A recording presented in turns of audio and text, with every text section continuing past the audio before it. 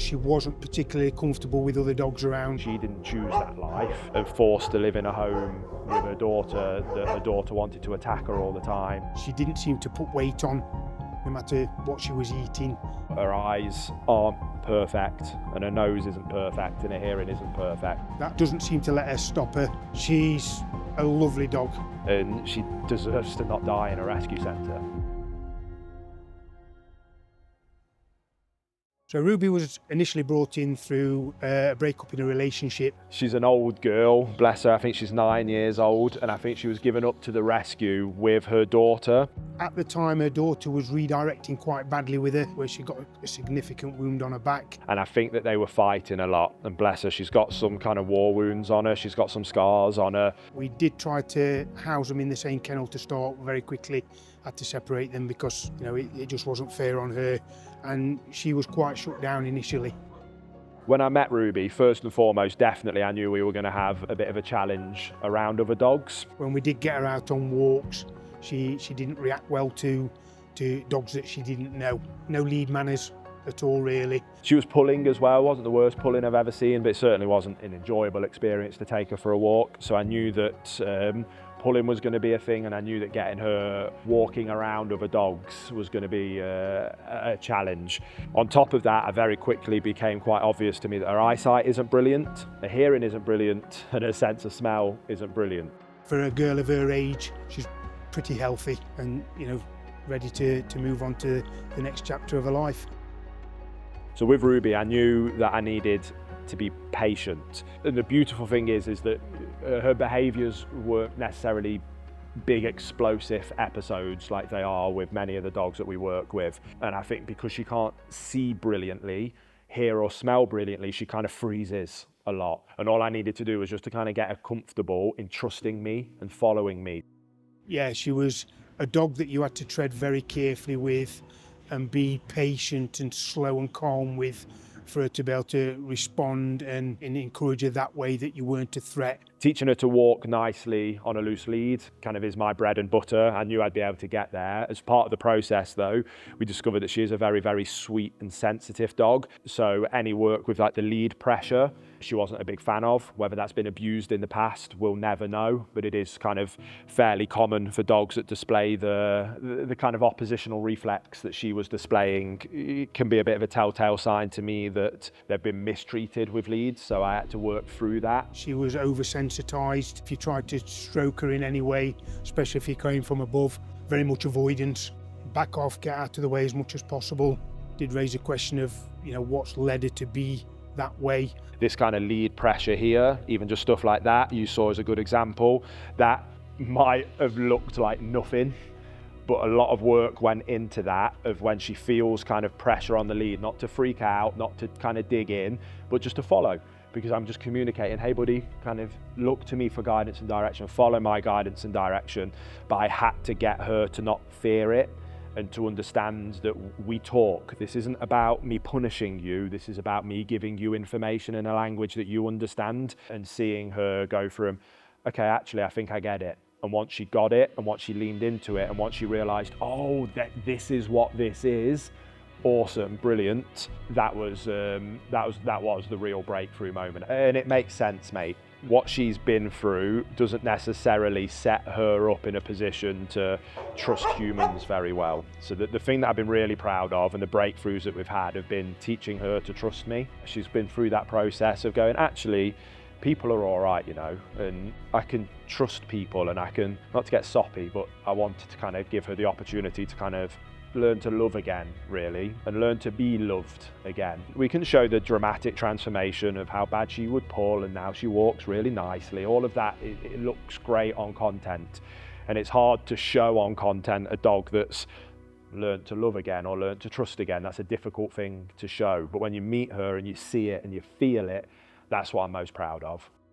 So the changes that we noticed immediately after Ruby being on the programme, she seems a lot calmer and a lot more patient. Her confidence has definitely come on. She's more willing to engage with people that she doesn't know. She seems more healthy, more vibrant. Again, for an older dog, considering the medical issues that she's had in the past, she's a much more youthful dog, a lot more fun for her to be around. So that's been a significant step, which is going to make a big difference for her you know, when it comes to her rehoming. An amazing home and an amazing family for her would be somebody that, again, understands that she's in her senior years and that what she needs is a retirement home. It's somewhere to spend the last, hopefully 3, 4, 5, maybe even 6 years of her life. It's not going to be a spring chicken that wants to go out and do tons and tons of exercise. And don't get me wrong, she'll do a good hour walk, no problem. But that is going to come down as the years go on. So it's just somebody that can give her an opportunity to chill and hang out. Definitely a quiet home. She would be better suited as the only pet in a home. I think being around other dogs would take a lot more time for her to adapt to. I think people have an unfair expectation that all dogs should just be able to be together. And the reality is that that's very, very rare. If I could picture and close my eyes and see that life for her, what I'm picturing is somebody that's just lost their dog. Maybe they're not in a stage of their life where they want to bring on another puppy and train it up, but they miss having a dog around. They don't want to do tons of exercise. They don't want to do tons of training. They just want to have a dog that they can come home to. What she is what I think most people wish their dog were, or what she would be for somebody, is just a companion. It's just a dog that will make you laugh. She'll make you smile. She'll curl up and have a cuddle. She'll curl up and chill. She'd be that dog that would curl up in front of the fire and would have that really beautiful, she's just a good family dog. She'd just make for a really good family pet.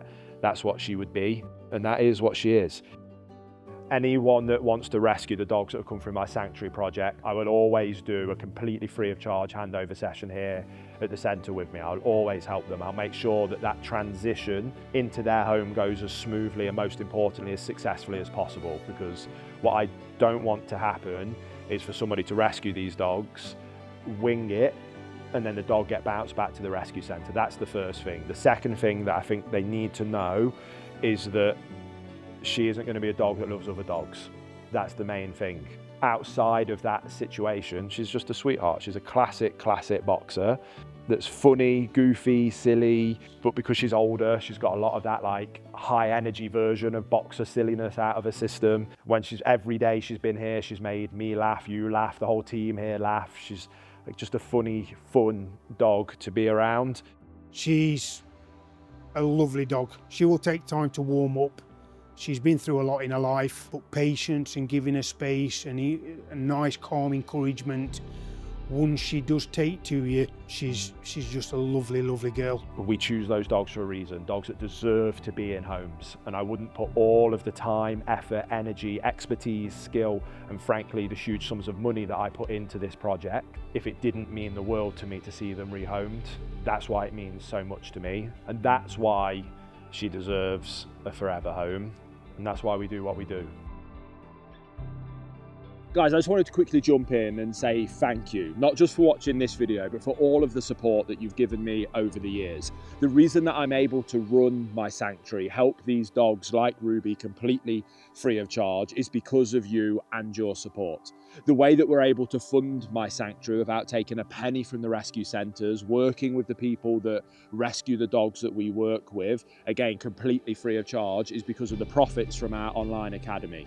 My Perfect Puppy course and my Perfect Canine Companion course, the profits are what fund the work that we do with the sanctuary. So if you're struggling with your dog's behaviour, check out the Perfect Canine Companion course. If you're thinking about getting a new puppy and you want to get it right first time round, that's what the Perfect Puppy course is for. There'll even be a special discount on the link in the description box below, again, to thank you for your support. If you're interested in rehoming any of the sanctuary dogs that we do work with, again, the information will be linked down in the description box below. But from the bottom of my heart, I just want to say thank you for all of your support, and I'll see you in the next video.